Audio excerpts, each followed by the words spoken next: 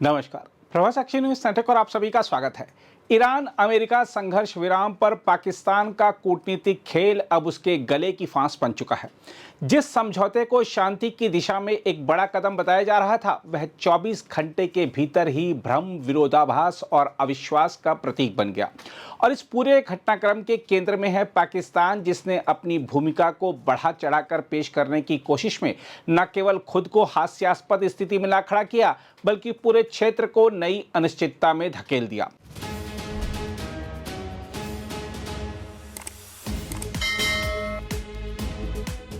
संघर्ष विराम की घोषणा के तुरंत बाद ही यह साफ हो गया था कि अमेरिका और ईरान के बीच जो सहमति बनी, उसकी व्याख्या दोनों पक्ष अलग अलग तरीके से कर रहे हैं। अमेरिका साफ कह रहा है कि यह समझौता केवल ईरान तक सीमित है, जबकि पाकिस्तान ने इसे लेबनान समेत पूरे क्षेत्र में लागू होने वाला व्यापक संघर्ष विराम बता दिया। यही वह बिंदु है जहां से पूरे विवाद की शुरुआत होती है। अमेरिका के उपराष्ट्रपति जेडी वेंस ने दो टूक शब्दों में कह दिया कि लेबनान इस समझौते का हिस्सा था ही नहीं। उनका कहना है कि ईरान ने गलतफहमी पाल ली है, जबकि अमेरिका ने कभी ऐसा वादा किया ही नहीं। उन्होंने ईरान के प्रस्तावों को लगभग मजाक करार देते हुए उन्हें गंभीरता से लेने से इनकार कर दिया। यह बयान इस बात का स्पष्ट संकेत है कि वॉशिंगटन और तेहरान के बीच बातचीत की वास्तविकता और सार्वजनिक दावों में जमीन आसमान का अंतर है। लेकिन असली कूटनीतिक विस्फोट तब हुआ जब पाकिस्तान के प्रधानमंत्री शहबाज शरीफ ने सार्वजनिक रूप से यह घोषणा कर दी कि संघर्ष विराम हर जगह लागू होगा, जिसमें लेबनान भी शामिल है। यह बयान सीधे तौर पर अमेरिका के रुख के खिलाफ था। सवाल उठता है कि क्या पाकिस्तान को अलग मसौदा मिला था या फिर उसने खुद ही नई कहानी गढ़ ली। स्थिति और भी गंभीर तब हो गई जब खुलासा हुआ कि शहबाज शरीफ का social media post white house की मंजूरी से जारी हुआ था। यानी जिस बयान को पाकिस्तान अपनी पहल के रूप में पेश कर रहा था, वह दरअसल अमेरिका के इशारे पर तैयार किया गया था। इससे पाकिस्तान की तथाकथित स्वतंत्र कूटनीतिक भूमिका की पोल खुल गई। असलियत यह है कि पाकिस्तान इस पूरे घटनाक्रम में एक स्वतंत्र मध्यस्थ नहीं, बल्कि अमेरिका का संदेशवाहक बनकर उभरा है। रिपोर्टों के अनुसार वाशिंगटन ने ही इस्लामाबाद पर दबाव डालकर ईरान तक प्रस्ताव पहुंचाने का काम कराया। इसका मकसद साफ था कि एक मुस्लिम बहुल देश के जरिए संदेश भेजकर ईरान को समझौते के लिए राजी किया जाए। इस पूरे घटनाक्रम में पाकिस्तान की हड़बड़ी और जल्दबाजी भी साफ दिखाई देती है।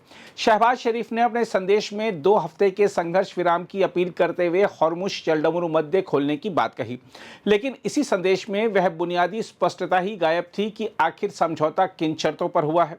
उधर ईरान की प्रतिक्रिया ने इस भ्रम को और गहरा कर दिया। तेहरान ने साफ संकेत दिया कि वह संघर्ष विराम को व्यापक दायरे में देख रहा है और लेबनान में हिजबुल्लाह पर हमले जारी रहने पर समझौता टूट सकता है। ईरानी संसद की सुरक्षा समिति के प्रमुख ने खुले तौर पर धमकी भरे लहजे में कहा कि यदि शर्तों का पालन नहीं हुआ तो जवाब दिया जाएगा। इसी बीच इजराइल द्वारा लेबनान में हमले जारी रखने से स्थिति और विस्फोटक हो गई। यह घटनाक्रम इस बात का प्रमाण है कि जमीनी स्तर पर संघर्ष विराम का कोई स्पष्ट असर नहीं दिख रहा। यानी कागज पर बना समझौता जमीन पर लागू ही नहीं हो पा रहा। वहीं अमेरिकी राष्ट्रपति डोनाल्ड ट्रंप ने इस पूरे मामले को और उलझा दिया है। उन्होंने अपना अलग तथा कथित वास्तविक समझौता पेश करते हुए साफ कर दिया कि अमेरिका केवल उन्हीं शर्तों को मानेगा जो वह तय करेगा। उन्होंने कहा कि समझौते का मूल केवल 2 बातों पर आधारित है कि परमाणु हथियार नहीं बनाया जाएगा और हॉर्मुज जलडमरू मध्य खुला रहेगा। हम आपको यह भी बता दें कि ट्रंप के बयानों में भी लगातार बदलाव देखने को मिल रहा है। एक तरफ वह बातचीत की बात करते हैं, दूसरी तरफ धमकी देते हैं कि अगर समझौता नहीं हुआ तो पहले से भी ज्यादा भीषण कार्रवाई होगी। इस दोहरे रुख ने पूरी स्थिति को और अधिक अस्थिर बना दिया है। साथ ही इस पूरे प्रकरण ने एक और गंभीर सवाल खड़ा कर दिया है कि क्या वास्तव में कोई एक साझा समझौता है भी या नहीं। अलग अलग मसौदे, अलग अलग दावे और अलग अलग व्याख्याएं इस बात की ओर इशारा करती हैं कि शायद दोनों पक्ष अलग अलग शर्तों पर बातचीत कर रहे हैं। वहीं पाकिस्तान के लिए यह स्थिति बेहद शर्मनाक है। जो देश खुद को मुस्लिम दुनिया का नेता और सुरक्षा प्रदाता बताने की कोशिश कर रहा था, वह अब एक ऐसे मध्यस्थ के रूप में सामने आया है जिसे न पूरी जानकारी है और न ही कोई स्पष्ट रणनीति है। इस्लामिक नाटो जैसे बड़े सपने दिखाने वाला पाकिस्तान आज अपने ही जाल में उलझ गया है। यही वजह है कि वह ना तो पूरी तरह ईरान के साथ खड़ा हो पा रहा है और ना ही अमेरिका के खिलाफ जा सकता है। ईरान के साथ उसके रिश्ते पहले से ही तनावपूर्ण हैं, खासकर बलूचिस्तान में हुए हमलों के बाद से। ऐसे में मध्यस्थ बनने की उसकी कोशिश शुरू से ही कमजोर आधार पर टिकी थी। इसके अलावा पाकिस्तान की सेना और सरकार आंतरिक दबावों से जूझ रही है। बलूचिस्तान और खैबर पख्तूनख्वा में बढ़ती गतिविधियां यह दिखाती हैं कि देश के भीतर स्थिरता भी चुनौती बनी हुई है। ऐसे में अंतर्राष्ट्रीय स्तर पर बड़ी भूमिका निभाने का उसका दावा खोखला नजर आता है। अब सबसे बड़ा सवाल यह है कि क्या यह संघर्ष विराम टिक पाएगा। देखा जाए तो जिस समझौते की बुनियाद ही अस्पष्टता, विरोधाभास और अविश्वास पर टिकी हो, उसका भविष्य संदिग्ध ही होता है। इसमें कोई दो राय नहीं कि पाकिस्तान की कूटनीतिक भूल ने न केवल उसकी बची कुची साख को और झटका दिया है, बल्कि पूरे क्षेत्र में तनाव को और जटिल बना दिया है।